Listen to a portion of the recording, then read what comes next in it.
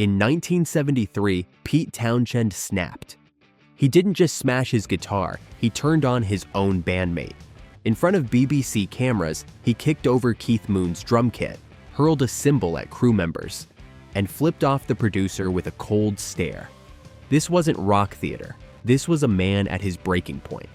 The outburst got The Who banned from the BBC for 8 years, cutting them off from Britain's biggest platform. But what pushed Townshend over the edge? Behind closed doors, the band was falling apart. Betrayal, addiction, and a bitter feud so toxic it nearly destroyed one of rock's greatest groups forever. And here's the thing, the BBC incident, that was just the beginning. The Who owned England in 1966. Fans worshipped them. Critics loved them. Their singles climbed higher each week. Then, in one violent moment, it almost ended before they made history.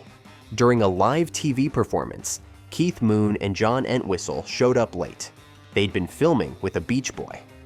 As cameras got ready to roll, Townshend grabbed his guitar, not to play it, but to swing it right at Moon's head.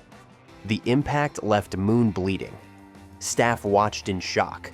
This wasn't staged chaos. This was assault on live TV. Backstage, Moon and Entwistle didn't just yell at Townshend, they quit The Who entirely. For 7 days, one of rock's hottest bands didn't exist. When they reunited for a show in Portsmouth, no one apologized. They just played like nothing happened, burying conflicts that would later explode. This attack exposed the cracks in The Who's foundation. Townshend, obsessed with art, saw Moon's playful style as undermining their work. Meanwhile, Townshend and Daltrey fought over direction. Should they chase Townshend's complex visions or Daltrey's commercial instincts? As fame grew, so did Moon's legendary destruction. Fans cheered when he drove a Lincoln Continental into a hotel pool. The band quietly paid $5,000 in damages, half their tour earnings. Their books told the real story. By 1967, Moon's damage bills topped $30,000, more than some band members made in a year. These weren't just wild rock stories. They were warning signs of deeper problems that would soon threaten everything. When success finally arrived, would it heal these wounds or tear them wide open? In 1971, Roger Daltrey stared in disbelief at a single folder. Despite selling millions of records and packing stadiums, this sad stack of random receipts was supposedly The Who's entire financial record. How could one of rock's biggest bands be broke? It started when Daltrey, suspicious about shrinking income, demanded to see the books. What he found stunned him. While The Who earned roughly $2 million between '67 and '71, they somehow stayed in debt. Their manager Kit Lambert had been pouring band money into art films that never made a dime, including $300,000, their entire 1970 tour income, on one failed movie called The Committee. Even worse was the deal Lambert signed with their publishers. Most bands gave away 25% of record royalties. The Who's contract surrendered a shocking 50%. This one terrible deal cost them about $750,000, money that should have made them secure but vanished into someone else's pockets. We found unopened tax bills from 3 years ago, equipment manager Bob Pridden later said. They owed more in late fees than original taxes. Some vendors refused to work with The Who after waiting years to get paid. Their reputation suffered as their finances collapsed. The discovery sparked an explosion. When Lambert couldn't explain where millions had gone, Daltrey threw a chair across the room, nearly hitting him.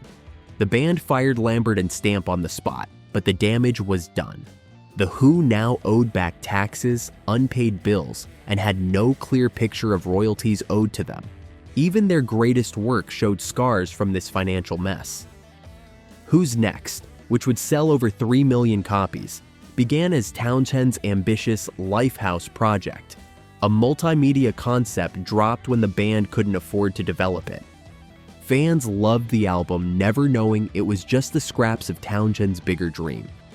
The band sued their former managers in 1975, but legal fights only drained more money. Their massive 1975-76 tour made $12 million, yet the band members saw little as creditors took most profits. With their financial foundation destroyed, could their creative partnership survive the bitterness that followed? If you don't want to be in this band, then leave. Roger Daltrey's words bounced off the walls as he stormed out of The Who's 1973 meeting. What should have been a celebration had turned into a shouting match that left Pete Townshend alone, wondering if this was the end. The fight was about The Who's future. Fresh from Who's Next, Townshend wanted a full year off to create a new concept album called Quadrophenia. Daltrey immediately shot it down, pointing to the $500,000 in back taxes and bills hanging over them. They needed hit singles, not another art project. This wasn't just about music, it was survival versus art. Crew members described furniture flying during these fights. One sound tech found Townshend's notebook in the studio trash, its pages filled with complex quadrophenia ideas, crumpled and thrown away after another argument. The tension turned recording sessions into battlefields. Studio logs show one heated day when Daltrey and Townshend argued over a vocal take for 16 straight hours, costing $2,400 in studio fees, more than most people earned in 2 months. Engineers sometimes had to step between them when words turned to shoves. Townshend's demo tapes told the sad story. The first Quadrophenia versions had rich orchestrations and complex stories. As fights escalated, each new version got simpler, with Townshend clearly giving up pieces of his vision to meet Daltrey's commercial demands. The money situation was grim. Their accountant wrote, "Weekly costs of $15,000 against uncertain income. Cannot recommend more studio time." Recording Quadrophenia would cost another $200,000 they didn't have. Tour support needed $500,000 up front. The band had to make $1.2 million just to break even in 1973.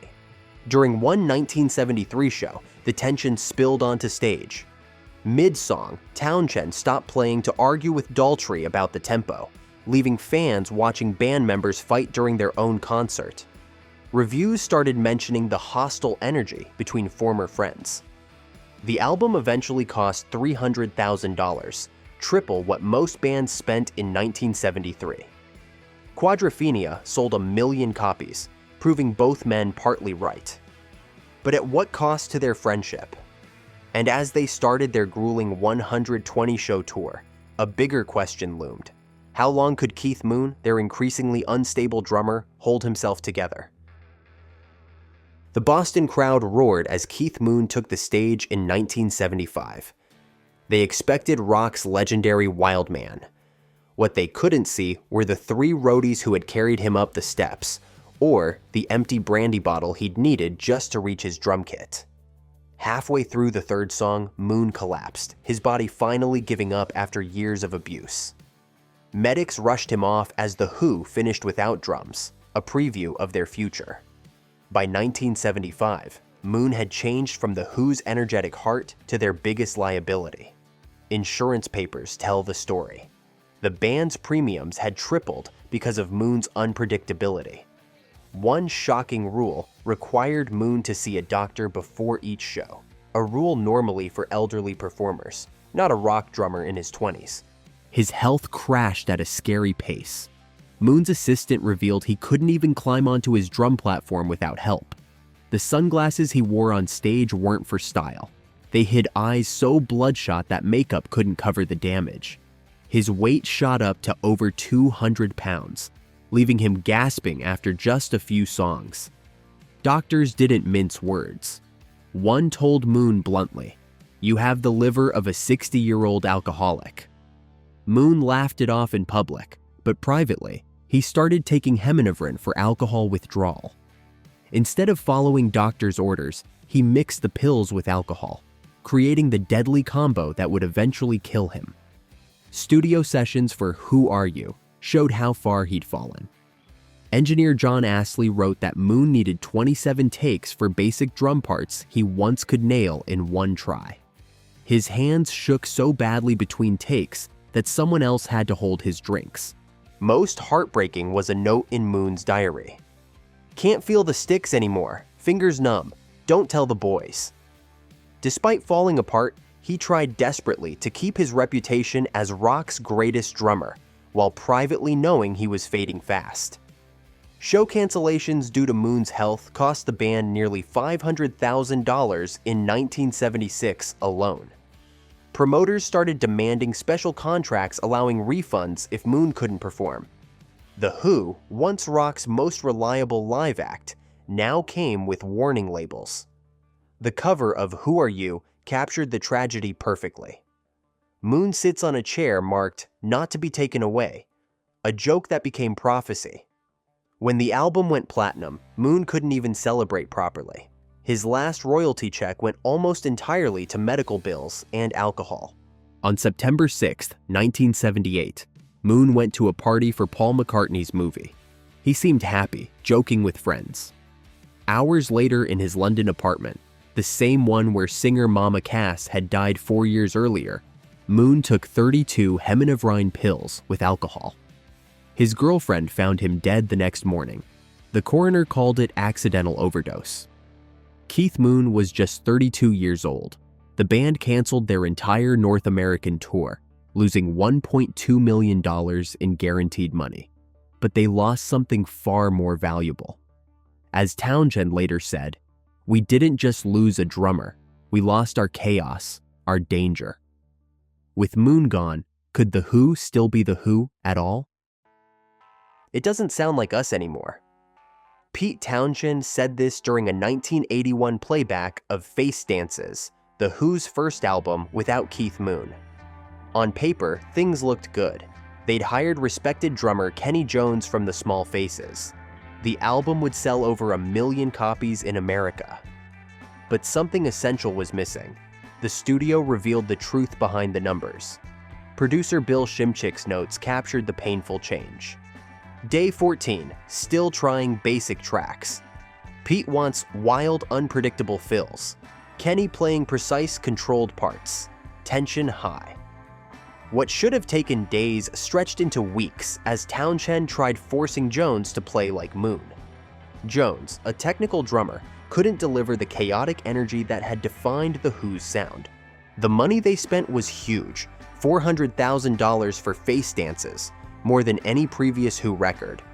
Yet the album lacked their fire. One review simply stated, "The Who without the madness." Lead single You Better You Bet hit number 18, but felt calculated compared to their earlier raw power. Perhaps most telling was this contrast. Their 1970 shows needed $5,000 in extra equipment because Moon destroyed so much. Their 1982 tour budget set aside just $500 for spares. Even their famous instrument smashing became an empty ritual.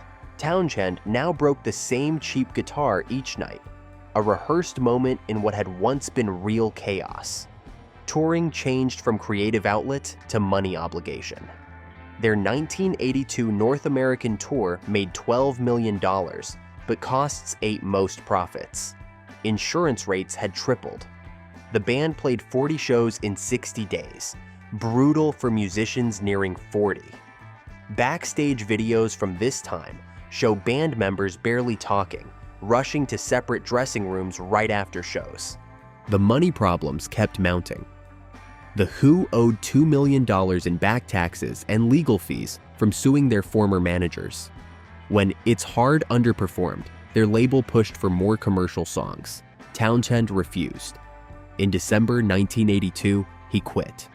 The Who ended without even releasing a formal statement. Reunion tours started in 1989, showing a dramatic shift. The financial records tell the sad story. In their prime, The Who made 70% of their money from new music.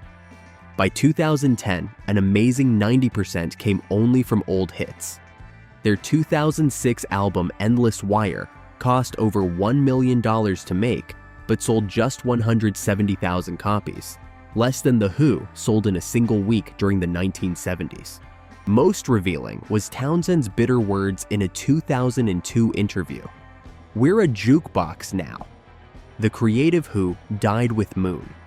While fans cheered nostalgic performances of Won't Get Fooled Again, the band had been fooled, trapped playing their past while their creative future disappeared. Their later tours featured hired musicians playing exact copies of classic parts. Even their marketing changed. 1970s press kits had bragged about the Who's unpredictability. By 2000, tour materials promised consistent professional performances of classic hits. Could a band that once thrived on danger survive becoming safe entertainment? The Who sold over 100 million records despite forces that would have killed other bands. Through fistfights, financial betrayal, creative warfare, and death, their music somehow survived and thrived.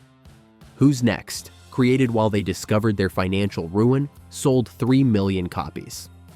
Quadrophenia, recorded as Townshend and Daltrey fought for control, sold 1 million. Even their lesser later work outsold most bands' best efforts. The cost was enormous. Keith Moon died at 32. The bond between Townshend and Daltrey changed from creative partnership to business arrangement, and fans watched as one of rock's most dangerous bands slowly turned into a nostalgia act playing it safe. Their story shows rock's cruelest truth. The very chaos that made their greatest music ultimately destroyed what made them special. The Who created timeless songs precisely because they were deeply, dangerously human, brilliant, flawed, and fragile. Would stability have killed the creativity fans loved? We'll never know. But their legacy raises a question that haunts every artist. Is greatness worth the price those who achieve it must pay?